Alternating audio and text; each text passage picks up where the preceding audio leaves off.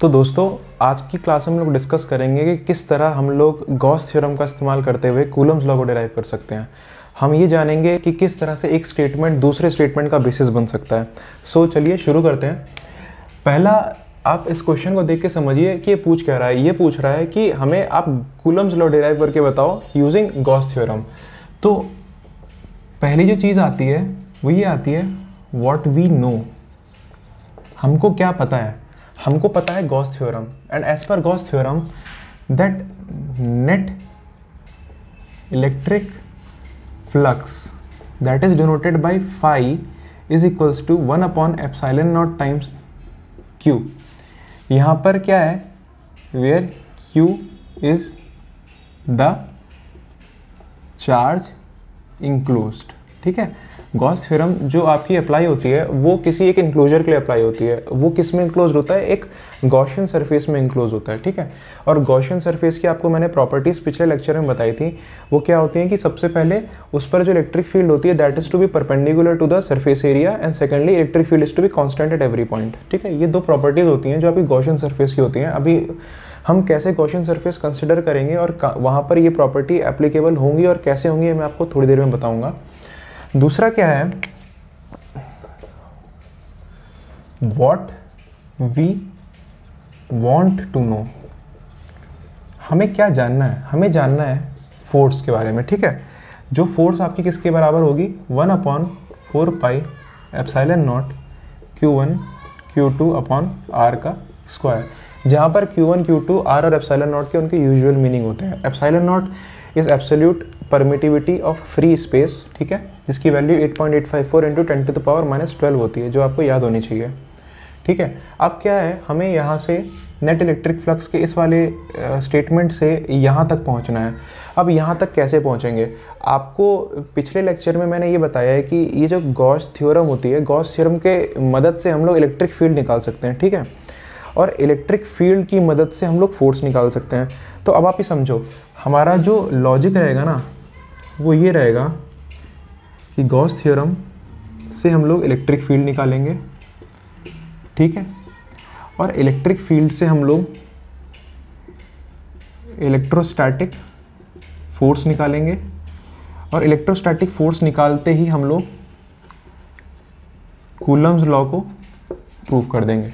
ठीक है, अब यहाँ पर गॉस थ्योरम लगानी है हमको। ठीक है, गॉस थ्योरम लगाने से पहले आपको ये तो पता ही होगा कि हमें गॉसियन सरफेस कंसीडर करना होगा। हमें गॉसियन सरफेस कंसीडर करना होगा, जिसकी प्रॉपर्टीज़ मैंने आपको थोड़ी देर पहले बताई। अब हम यहाँ पे मान लेते हैं this is your Q1 charge, है ना। इसके चारों तरफ हम लोग एक गॉसियन सरफेस मान लेते हैं। This is your sphere. ठीक है, this is the charge Q1 that is kept in the centre of this sphere. यहाँ पर जो है ना P ऑब्जर्वेशन पॉइंट है और ये एक एलिमेंट्री एरिया है। ठीक है, इस पॉइंट से इस पॉइंट को हम जोड़ देते हैं। ठीक है, ये जो डिस्टेंस है लेट इट बी R, है ना। हमें एक तरह से हम ये जानना चाहते हैं कि ये Q1 चार्ज है, Q1 चार्ज के कारण R डिस्टेंस पर क्या फोर्स लगेगी। ठीक है, और इसको जानने के लिए हमें इस्तेमाल करना है सिर्फ हमारे गॉस थ्योरम से जो हमें पता है उस चीज़, उन पैरामीटर्स का। अब आप ये बताओ कि ये जो छोटा सा सर्विस हमसे, मतलब ये तो पूरा सरफेस कंसिडर किया हमने, ये जो पूरा सरफेस कंसिडर किया है, क्या ये गॉसियन सरफेस है? जवाब है हाँ। क्यों है? क्योंकि आप देखो, इस चार्ज Q1 के कारण इस पॉइंट पर जो इलेक्ट्रिक फील्ड होगी वो इस तरफ पॉइंट करेगी, और वो इसके 90 डिग्री पे होगी कि नहीं होगी? क्योंकि ये रेडियस है ना, रेडियस टेंजेंट के परपेंडिकुलर होता है, सिंपल मैथ्स की प्रॉपर्टी होती है। तो आपका ये रेडियस जो है ये आगे एक्सटेंड किया, ये टेंजेंट के परपेंडिकुलर है। ये आपका एरिया है, area vector is also perpendicular to the area.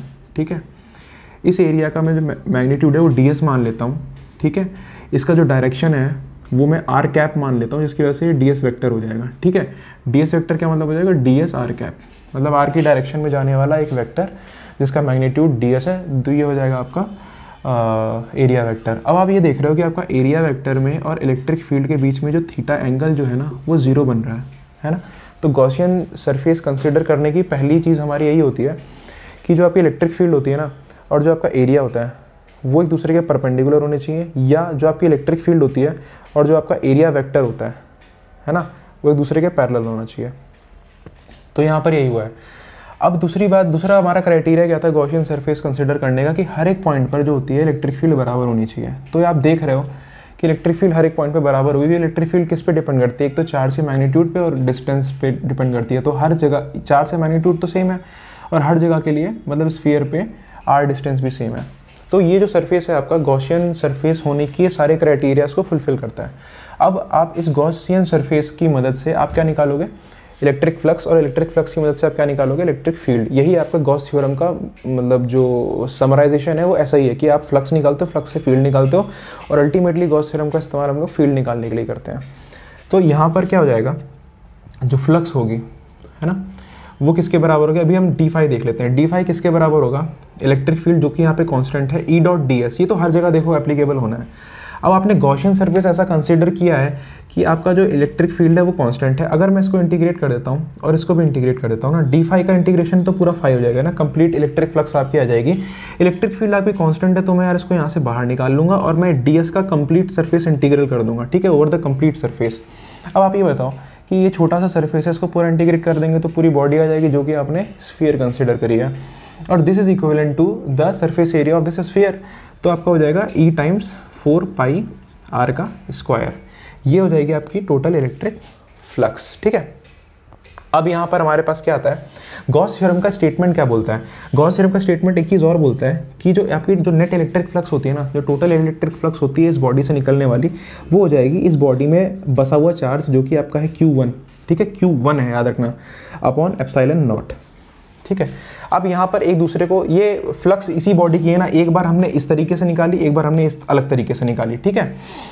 तो ये अगर हम इसको इक्वेशन 1 दे देते हैं और इसको इक्वेशन 2 नाम दे देते हैं तो एक दूसरे को इक्वेट कर देते हैं, तो आपको क्या आ जाएगा, E times 4 pi are square. पूरी गॉस थ्योरम में आप यही करने वाले हो कि ई इंटू सरफेस एरिया को आप Q1 अपॉन मतलब जो चार्ज इंक्लोज हो रखा है अपॉन एप्सिलॉन नॉट करने वाले हो, तो हो जाएगा Q1 अपॉन एप्सिलॉन नॉट।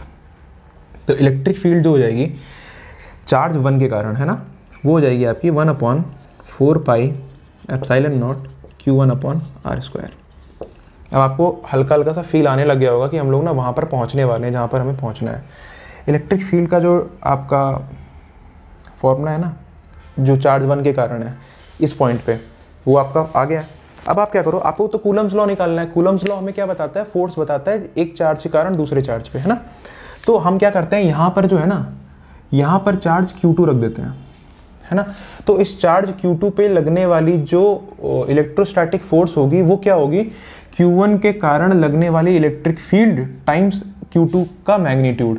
तो जो इस पॉइंट पे फोर्स लगेगी ना वो क्या होगी आपकी E1 times Q2, E1 times Q2 होगी। इतना तो क्लियर होगा आपको ना, जो फोर्स होगी that will be equal to E1 times Q2। तो force due to charge 1 on charge 2 will be equal to electric field due to charge 1 times magnitude of charge Q2।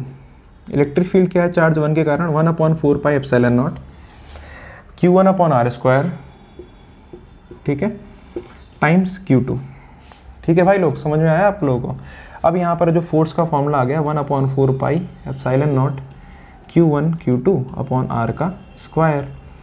ये आप लोगों ने फोर्स निकाल ली, जिस फोर्स को हम लोग कूलम्स लॉ के नाम से जानते हैं। तो आपने यहाँ पर क्या किया, आपने यहाँ पर गॉस थ्योरम का इस्तेमाल करते हुए कूलम्स लॉ को डिराइव कर दिया। अब मोटा मोटा जो लॉजिक है वो यही है कि गॉस थ्योरम से आप फ्लक्स निकालोगे, फ्लक्स से आप इलेक्ट्रिक फील्ड निकालोगे, इलेक्ट्रिक फील्ड से आप इलेक्ट्रोस्टैटिक फोर्स निकालोगे, और वही इलेक्ट्रोस्टैटिक फोर्स का जो आपका स्टेटमेंट होगा वो बराबर होगा आपके कूलम्स लॉ के।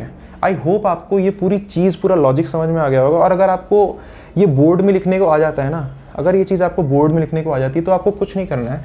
आपको पहले सबसे पहले क्या लिखना है, व्हाट वी से गॉस थ्योरम का स्टेटमेंट लिखना है, ठीक है, जो कि मैंने पिछली क्लास में आपको प्रॉपरली बता दिया था।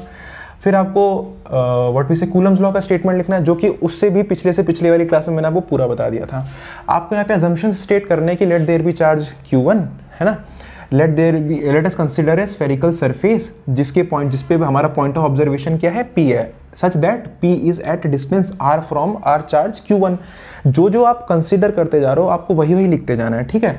Late ds be the elementary area, है ना, अब यहाँ पर आप क्या करोगे, so the total electric flux है ना due to this charge Q1 will be given by, आप यहाँ से करके आप ये पूरी मैथ्स लिख देंगे, फिर आप इलेक्ट्रिक फील्ड कैलकुलेट कर देंगे, and the force by charge Q1 on charge Q2 है ना। ये चीज़ जो आप ले रहे हो वही आपको लिखनी है और वही वहाँ पे आपको प्रॉपरली स्टेट कर देनी है, और ये आपका 12th का पूरा एक प्रॉपर क्वेश्चन तैयार हो जाएगा। बट मेरा जो कंसर्न था इस वीडियो में वो था आपको पूरी तरह से लॉजिक को समझाना।